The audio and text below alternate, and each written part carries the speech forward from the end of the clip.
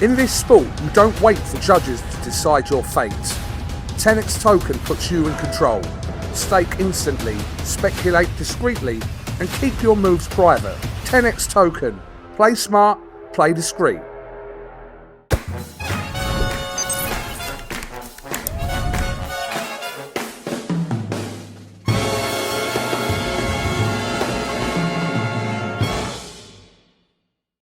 This is Joe Pugh for IFL TV. It's Sunday morning, the Sunday before a very, very big week in the world of British boxing. Gareth A. Davies, how are you? I'm very well, Joe Pugh. How are you? I'm very well. I'm very well. Is that a new shirt you've got on there? Is that a What? Yeah. jacket? No, it's a velvet waistcoat Nice. with a black silk shirt. Is that the sort of attire you just laze around your house in? Yeah, lays around with them dropping the grapes in, Sunday morning. Beautiful sun streaming in. But yeah, I'm not. I think yes in my house, but not lazing. I'm not often lazing. No, I know, because you do about 100 different things in boxing a week, don't you? So. Yeah. Why do I look over? Are you saying I'm overdressed for a Sunday morning with you? I enjoy it.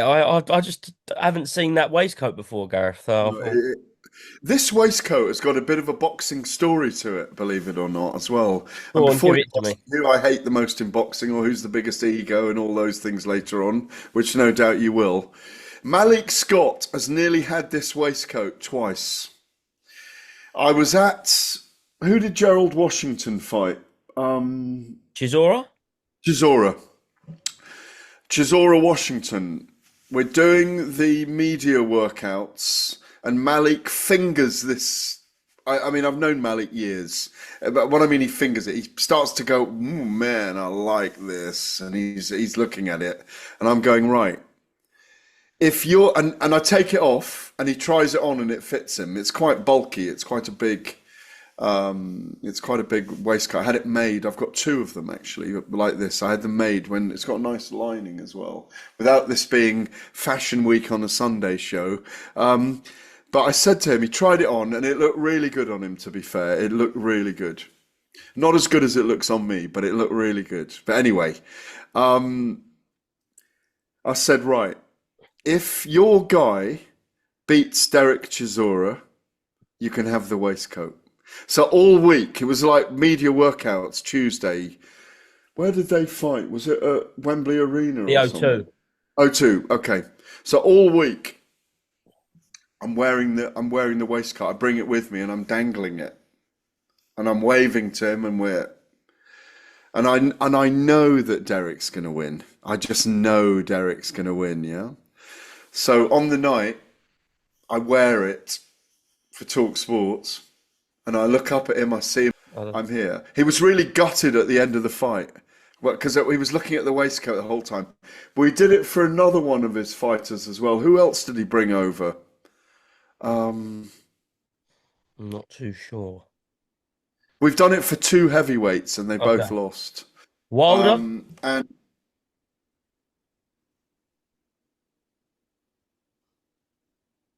yes, Wilder against Parker, maybe. Okay. Or either Wilder against Parker or Wilder against Zhang.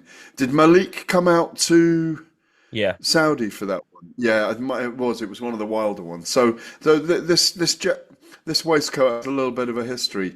One day maybe Malik will get it. One day, but Ezra the Cannon Taylor, who is training at the moment, really wants a Ben Whittaker fight. Have you noticed that? Yep. And that might be the next bet. When Whittaker and Taylor fight each other, who wins that in your view? I'm not going to answer that, Gareth. I don't give Well, predictions. I've told Ezra, who I really like, but I've Mm. always liked Ezra, that I think it's a tricky fight for him right now. Did you see last week the little scuff ruckus between Ezra and Willie Hutchinson on Yeah, IFL but TV?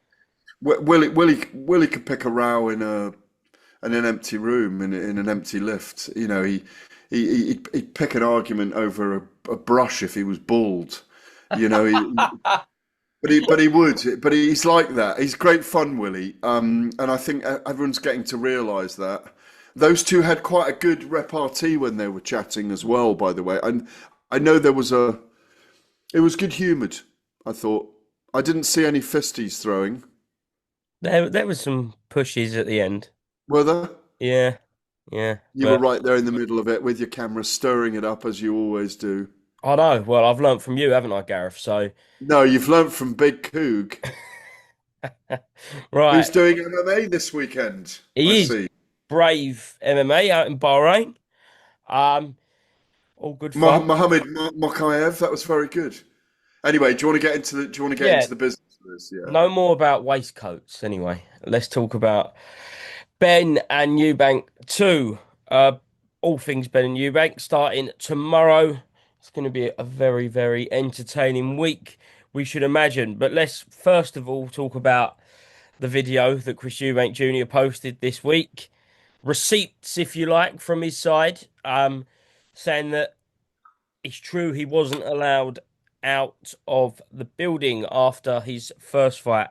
Were you shocked to see that video, Gareth?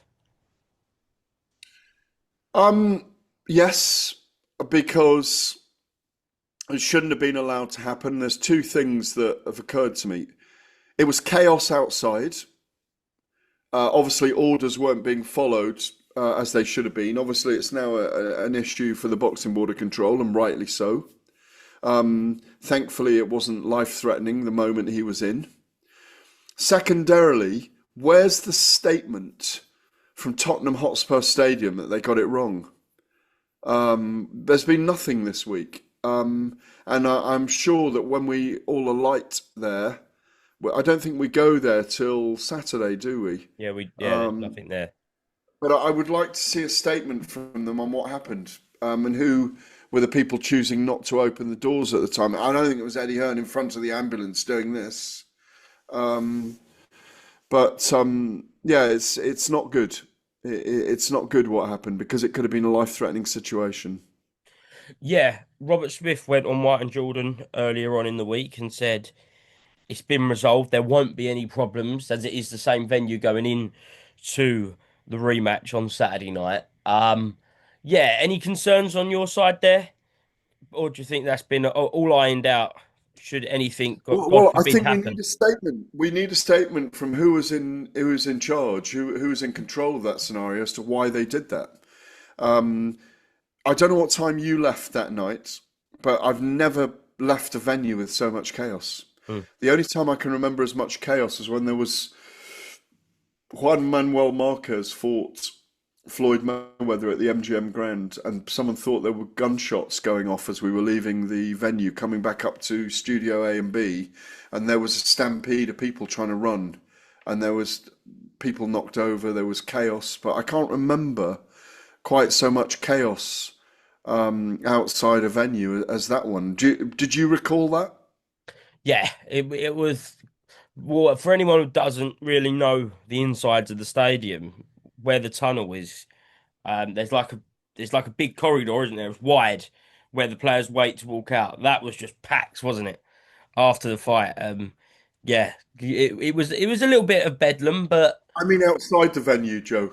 I mean outside. oh, outside the venue. To be honest, I didn't leave till very, very, very late, so I think it might have all calmed down by the Would have time I left. dissipated by then, but the when I left at probably an hour and a half, an hour after the event on my bicycle, cycle back to the car as I do. Um, it was bedlam out there. It was unbelievable. There was no traffic moving. That's what I want to hear that they had an issue Mm. over. Um, it just doesn't make sense that they weren't letting the ambulances out. Frankly, it just doesn't make sense. Um, someone was having an off night, and God forbid it was anything to do with someone that's involved in boxing, because there'll be massive repercussions if there were. Well, we understand, Gareth, that since the accusations were made at the initial press conference, there may or may not be legal proceedings now going on with Matchroom and Eddie Hearn and Chris Eubank Jr. Could that be a theme of this week where it could take a bit of a nasty turn between Eubank Jr. and Eddie Hearn? Um, we need something this week. Well, I don't know if that'll be juicy enough to really move it, but I'm sure it'll come up. You know what Chris Eubank's like, and I mean, I don't know if you are, but I'm around the Monday to Saturday next week. Yeah. So, but it needs a spark. I hope that's not the theme of the week. That Eddie Hearn is, that Chris Eubank's claiming that Eddie Hearn is sabotaging his life and his career. I hope we aren't going to get that theme, but we need a theme. We need a bit of drama.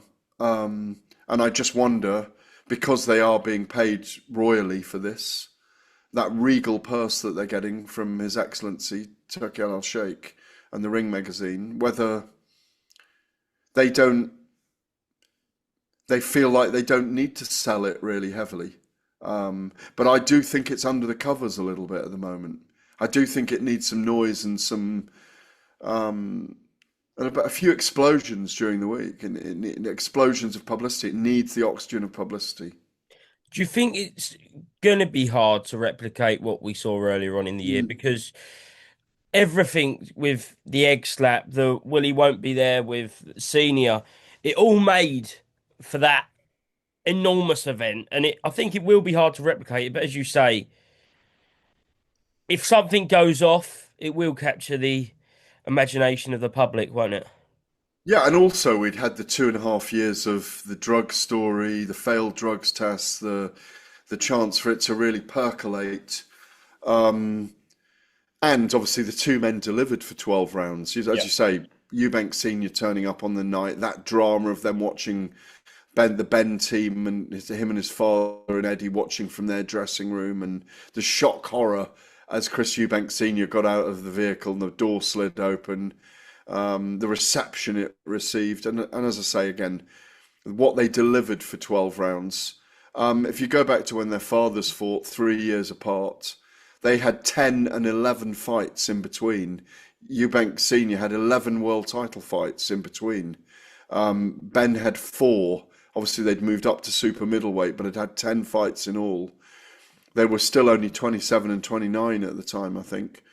So there was a lot of demand for that second fight. I think I don't think the public have been demanding a second fight.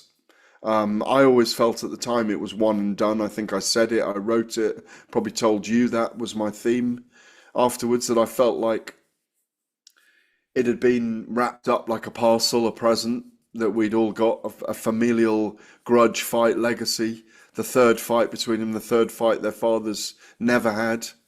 Um, so let's hope they can deliver because it's a fight of the year contender.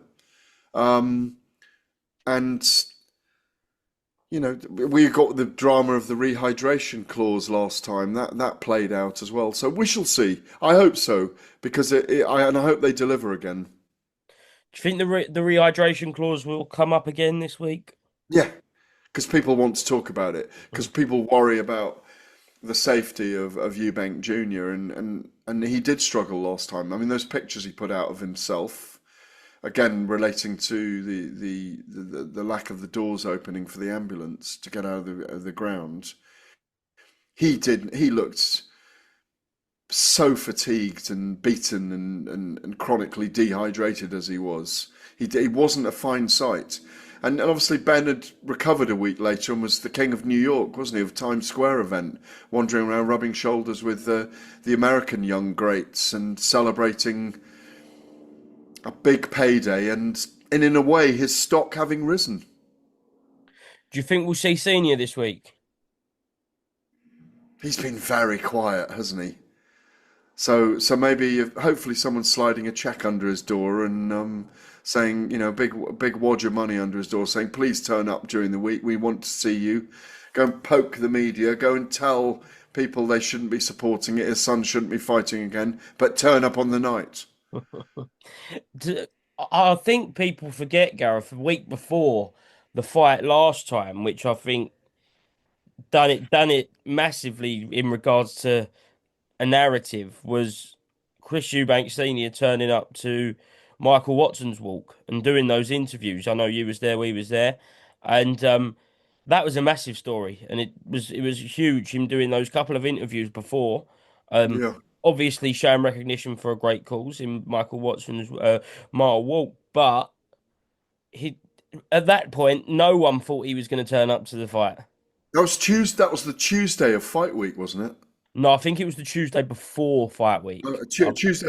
Okay. It felt very close to the fight Yeah. because I remember him prodding me, turning on me and prodding me and saying, "You know, you shouldn't be condoning this event." And he had done it to me a week earlier as well at something we'd been at. Um, I mean, he even said it after the fight. But I do think it helps. Like you say, it was almost like the perfect storm, the first fight in April. Everything, it's like it was like a Hollywood script. You couldn't have written it. You couldn't have written all the drama and the influx, the inflections that we got in the fight week. It was extraordinary. Right, let's talk about what you actually think is going to happen in the ring. First of all, do you think Bomac will make a difference to this fight in regards to the way Chris Eubank Jr. will box? Um, yes, possibly, but I think Conor Benn will do. I think they might start a little slower this time and have a more of a feeling out process. But I think Conor Benn, as we've seen for 5 years, he doesn't come out and jab, does he? He throws these, he's a hellacious type of fighter. He wants to come out and throw hooks and throw big shots and plant his feet. So I think we'll see Eubank get behind his jab or try and dominate behind the jab. But I think Conor Benn's got to draw him into a dogfight again and try and exhaust him. That's his way to win. And maybe try and knock out the older man or stop the older man this time. But I just think we'll get a very similar fight. Maybe not as exciting, quite as exciting. I mean, it was incredible what they went through in that first fight. But I think Eubank probably wins again on points. Is there a danger that what we spoke about earlier about how fatigued Chris Eubank Jr. was, that it may have taken its toll on him and he won't be the same Yeah, fighter after that? it, it is a possibility. Um, those kind of fights when you're 35 take a lot out of you, don't they? As we know, and you may never be the same again. And that's what Conor will be hoping. I think that's why, around the circuit, there are people backing Conor Benn to win this time against slightly aged, um, slightly mottled Chris Eubank now, who, you know, could be feeling the processes of going through a really, really hard 12-round war. I never saw in that fight, I never really saw many moments where Eubank was, I saw him tired, I saw him fatigued, didn't see him really hurt. And even when Conor Benn looked hurt, he came firing back. So I don't think you can write off Conor Benn winning this. I don't see Conor Benn. Well, he could win on points if he knocks Eubank down and Eubank refuses to give up, and Benn starts to dominate. But you can't write Benn off in this fight because he had some terrific moments in the first fight. I had it 8 rounds to 4, as the three judges did in the first fight. I think it'll be similar, a similar result. I know you just predicted Eubank Jr. to win again, Gareth, but do you give Conor a better chance in this rematch than you did in the first fight? He was impressive. He was impressive. His tenacity was right up there. He fought like his life depended on it all the way to the end. He never gave up, even though in the face of adversity. I think he'll be slightly better this time. I really do think he'll be better this time. He surprised us, as I say. His stock rose from that fight. It's one of his finest performances, and he needs to repeat it if he's going to win. I know Conor Benn said he's going to go back down to 147 and win world titles there, maybe fight Barrios, Crocker, etc. But what does a win for Eubank Jr. do? Where does he go?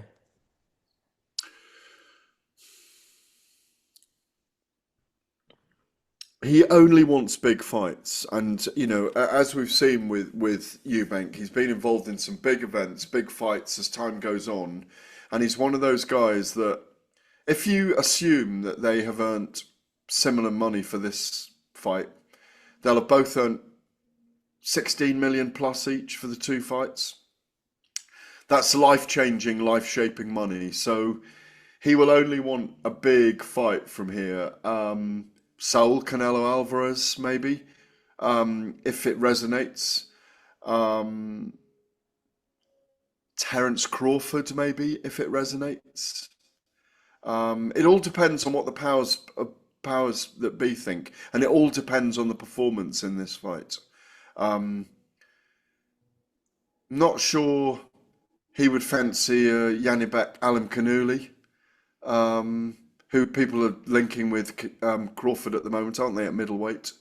But I think Eubank will only do big fights. I don't think he's interested in the Hamza Shiraz fight, in my view. That's the soundings I get from his people, and you'll have heard the same. But I don't see many other big fights for him. If we reach a scenario at the end of Saturday night where we get an unbelievable fight once again and Conor Benn gets the victory, are we walking out of that arena talking about a trilogy? Or in your Yes, mind, is it over? no, it's a trilogy Yeah. because they'll earn big again. And it'll be the biggest prize fight that each man can have, and it'll finally be for the championship of each other. If you recall, obviously Eubank 30 years ago, 1990 and 93, Eubank won the first one, and they drew the second one, split decision draw. There was always talk of a trilogy fight. I don't know if you remember the detail, but Don King promoted the second fight and said he'd have ownership in terms of promotion of the winner and the loser, but he forgot to put a clause in if there was a draw, so he didn't get either man afterwards.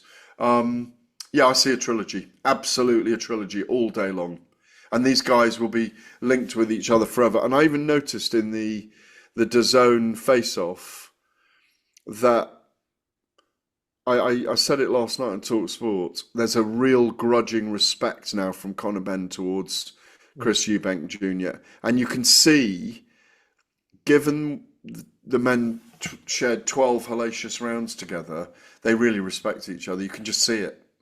The name calling and all of that, and I don't like you, and I'm going to smash your head in. They'll say all that, but deep down they respect each other. Could that go in Conor Benn's favour? Yes, absolutely. Absolutely. Chris Eubank thought he was going to stop Conor Benn. Definitely thought he was going to stop him. He now knows he's got to produce a great performance to win the fight. Right, let's just to finish off here, Gareth. I'm going to read out the card, and I want predictions for the whole card because it is a great Oh, card. bit rough. Go on. I've got it. Don't worry, you're all good. The main I card. know, I'm just getting me to predict this early. It might change during the week. That's all right. But this will be the last time we speak to you on IFL TV before the fight. So, Richard Riakporhe versus Tommy Welch. Heart says Welsh, head says Riakporhe.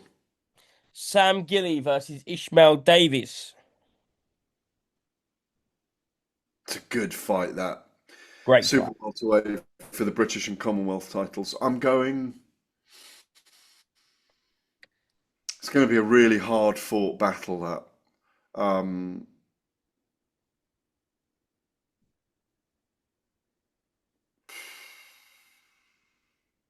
I like both men so much. I'm going Ishmael Davis just on points, or even late stoppage. Jack Catterall versus Echo Esserman. It's at welterweight, isn't it? Yeah. Jack Catterall in an absolutely razor tight fight. Adam Azim versus Kurt Scobie. Adam Azim mid-round stoppage. And I know you've already answered, but Eubank Jr. versus Conor Benn. Chris Eubank 7 rounds to 5 or 8 rounds to 4. You're going stoppage? No, 7 rounds to Oh, 5 or 8 sorry. rounds to 4. Sorry. Sorry, On my point. mistake. On points. Gareth, anything else you'd like to talk about before we depart? Before I go laze on my Before you Sunday. laze in your velvet waistcoat? Nope, that's it. I'm going for a bit of.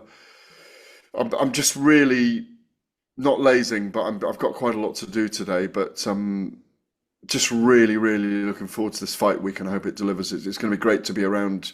We're Canary Wharf all week, pretty much, and I think we're York Hall for the weigh-ins. Apparently, I think. Yeah. But we shall see. Might need a bigger venue than York Hall, but shall see. I heard a rumor the other day that I heard a rumor. that you've been asked to go and I'm a Celebrity, get me out of here. No, never. No? There was talk of it many years ago, but no.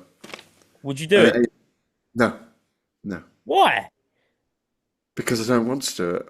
Don't want to be sitting in a jungle with 14 people I can't stand, who can't stand me, eating widgety grubs or whatever they're called, and kangaroo bollocks. Would you eat And a kangaroo's testicle, Gareth? no, because I'm not going to go on it. Everyone's got a price, though, mate. Is this Imagine the velvet waistcoats you could get with that payday, Gareth.